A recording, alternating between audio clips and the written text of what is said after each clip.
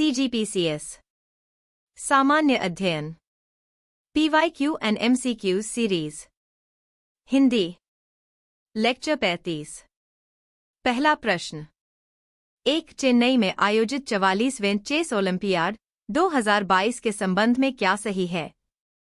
एक ओपन वर्ग में 188 टीमों तथा महिला वर्ग में 162 टीमों ने हिस्सा लिया। 2 भारत की कुल 6 टीमों ने इस आयोजन में हिस्सा लिया। 3 भारत ने ओपन तथा महिला वर्ग में कांस्य पदक हासिल किया। ए 1, 2 और 3, बी 1 और 2, सी 1 और 3, डी उपरोक्त में से कोई नहीं। इस प्रश्न का उत्तर है ए। कथन एक सही है क्योंकि 44वें चेस ओलंपियाड 2022 में ओपन वर्ग में 188 टीमों और महिला वर्ग में 162 टीमों ने हिस्सा लिया। कथन 2 भी सही है क्योंकि भारत की कुल 6 टीमों ने इस आयोजन में हिस्सा लिया। कथन 3 भी सही है क्योंकि भारत ने ओपन और महिला वर्ग दोनों में कांस्य पदक प्राप्त किया। अगला प्रश्न 2 FIFA U17 women's world cup 2022 का फाइनल मैच कहाँ खेला गया? A Kalinga stadium Bhubaneswar, B Jawaharlal Nehru stadium Madgaon, C DY Patil stadium Navi Mumbai, D उपरोक्त में से कोई नहीं। इस प्रश्न का उत्तर है सी। फीफा U17 महिला विश्व कप 2022 का final match DY Patil stadium Navi Mumbai में खेला गया। इस टूर्नामेंट का आयोजन भारत में किया गया था और नवी मुंबई का DY Patil stadium final match का स्थल था। अन्य विकल्पों में कलिंगा स्टेडियम भुवनेश्वर और जवाहरलाल नेहरू स्टेडियम मड़गांव अन्य मैचों के लिए थे, लेकिन फाइनल मैच नवी मुंबई में था। अगला प्रश्न 3 वर्ष 2022 में दिए गए पद्म विभूषण पुरस्कार के संबंध में क्या सही है? एक कुल 4 लोगों को पुरस्कार दिया गया। 2 कुल 2 लोगों को पुरस्कार मरणोपरांत दिया गया। 3 प्रभा अत्रे को भी यह पुरस्कार दिया गया। ए 1, 2 और 3, बी 1 और 3, सी केवल 1, डी केवल 3। इस प्रश्न का उत्तर है बी। कथन 1 सही है क्योंकि 2022 में कुल 4 लोगों को पद्म विभूषण पुरस्कार दिया गया। कथन 2 भी सही है क्योंकि 2 लोगों को मरणोपरांत पद्म विभूषण पुरस्कार प्रदान किया गया। हालांकि कथन 3 गलत है क्योंकि प्रभा अत्रे को पद्म विभूषण पुरस्कार नहीं दिया गया था। वे एक प्रसिद्ध शास्त्रीय संगीतकार हैं, लेकिन उन्हें 2022 में यह पुरस्कार नहीं मिला।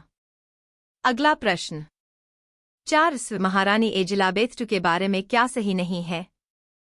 ए वो 2 बार आधिकारिक रूप से भारत आईं। बी वो 1961 में भारतीय गणतंत्र दिवस पर मुख्य अतिथि के रूप में रहीं। सी वो भारत की स्वतंत्रता की 50वीं वर्षगांठ के समारोह में सम्मिलित होने के लिए भारत आईं। डी उपरोक्त में से कोई नहीं। इस प्रश्न का उत्तर है ए। कथन ए गलत है क्योंकि महारानी एलिजाबेथ II 2 बार आधिकारिक रूप से भारत नहीं आईं। उन्होंने पहली बार 1961 में भारत की यात्रा की और दूसरी बार 1997 में भारत आईं। कथन बी सही है क्योंकि वे 1961 में भारतीय गणतंत्र दिवस पर मुख्य अतिथि के रूप में उपस्थित थीं। कथन सी भी सही है क्योंकि वे भारत की स्वतंत्रता की 50वीं वर्षगांठ के अवसर पर 1997 में भारत आईं। अगला प्रश्न 5 निम्न में से गलत मिलान को चुनें।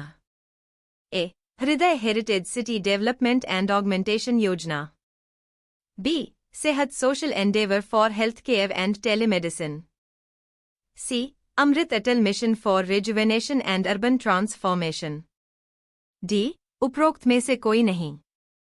इस प्रश्न का उत्तर है डी। सभी मिलान सही हैं।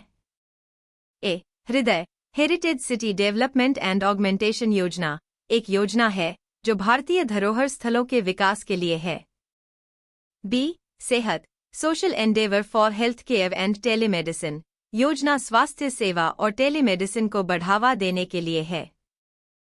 सी अमृत Atal mission for rejuvenation and urban transformation योजना शहरी क्षेत्रों में इंफ्रास्ट्रक्चर और जीवन स्तर सुधारने के लिए है, इसलिए सभी मिलान सही हैं।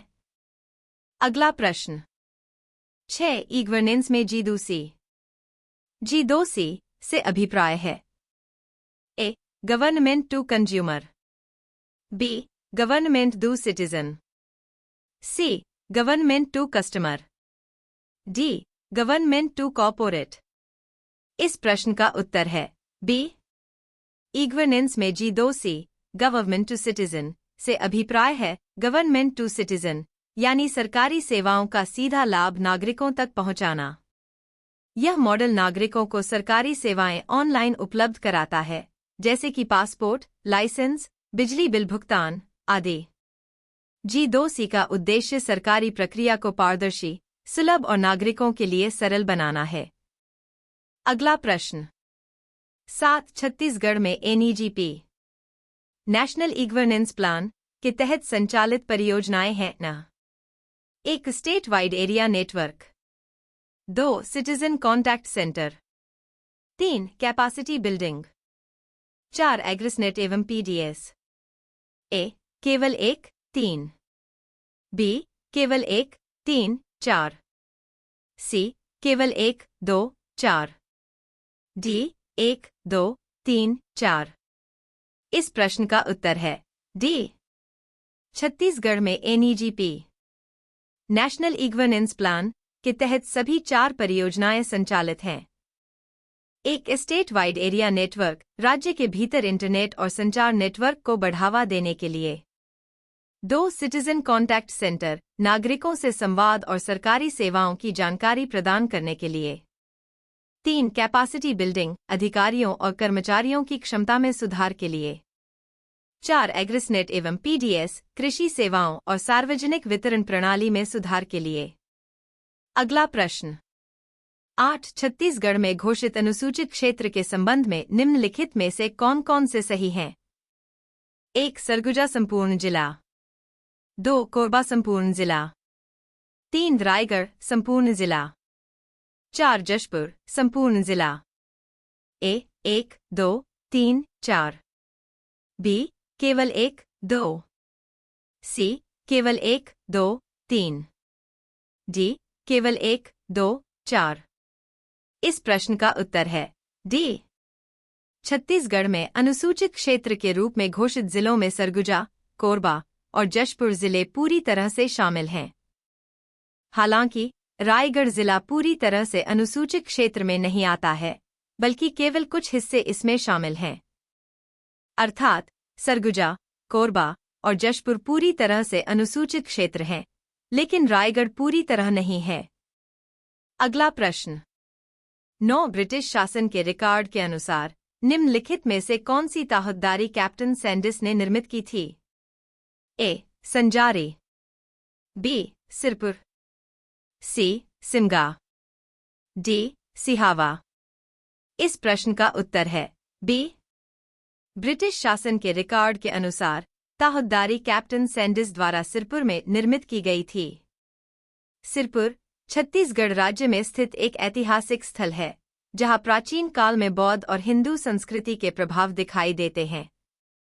सैंडिस ने सिरपुर में ताहतदारी प्रणाली को स्थापित किया था, जो उस समय प्रशासनिक कार्यों और भूमि व्यवस्था से संबंधित थी। अगला प्रश्न 10 जनजातीय विकास प्रशासन में माड़ा, मादा के अंतर्गत क्षेत्र शामिल हैं। 1 बलौदा बाजार, 2 नचनिया, 3 कवर्धा, 4 गौरेला। ए. 1, 2, 3, 4, बी. केवल 1, 2, 4, सी. केवल 1, 2, 3, डी. केवल 2, 3, 4। इस प्रश्न का उत्तर है सी.